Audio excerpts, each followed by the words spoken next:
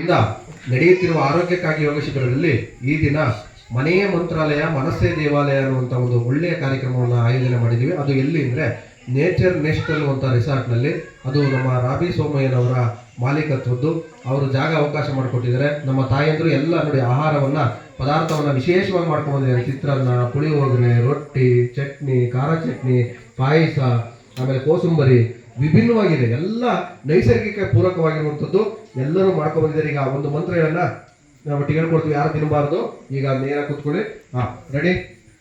ನೀರಲ್ಲಿದ್ದರೆ ಕೊರಡು ಕೊನರುವುದಯ್ಯ, ನೀರಲ್ಲಿದ್ದರೆ ಬರಡು ಅಯನವುದಯ್ಯ, ನೀನೊಲಿದರೆ ವಿಷವು ಅಮೃತ ಹೋವುದಯ್ಯ, ನೀನೊಲಿದರೆ ಸಕಲ ಪಡಿ ಪದಾರ್ಥಗಳು ಇದರಲ್ಲಿರ್ಪವು ಕೂಡಲ ಸಂಗಮ ದೇವ. ಅಂದ್ರೆ ಪರಮಾತ್ಮನ ಒಲಿಮೆ ಇತ್ತು ಅಂದ್ರೆ ನೀವು ತಿನ್ನುವಂತ ಆಹಾರ ಅಮೃತ ಆಗುತ್ತೆ, ನಮ್ಮ ಆರೋಗ್ಯವನ್ನ ಚೆನ್ನಾಗಿ ಮಾಡುತ್ತೆ ಅನ್ನುವಂಥದ್ದು ಇದರ ಸಂದೇಶ.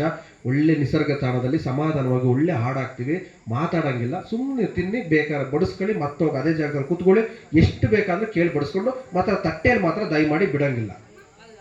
ಕೆಡಿಸ್ಬೇಡಿ ಅನ್ನ, ಬೇಕಾದ್ರೆ ಉಳಿದ್ರೆ ಏನಾದ್ರು ಒಂದು ವ್ಯವಸ್ಥೆ ಮಾಡೋಣ, ತಟ್ಟೆಗೆ ಹಾಕೊಂಡು ಕೆಡಿಸ್ಬೇಡಿ. ನಿಮಗೆ ಆಸೆ ಇದೆಯಾ ತಿನ್ನು, ಏನ್ ಬೇಕಾದ್ರೆ ಬಡಿಸ್ತಾರೆ ತಾಯಂದ್ರು. ಸಮಾಧಾನ ಊಟ ಮಾಡಿ, ಒಳ್ಳೇದಾಗ್ಲಿ, ನಮಸ್ಕಾರ, ಒಳ್ಳೆ ಹಾಡಾಗ್ತೀರಿ, ನೀವು ಮಾತಾಡಂಗಿಲ್ಲ, ಇನ್ನು ಯಾರು ಮಾತಾಡಬೇಡಿ. ನೀವು ಬೇಕಾ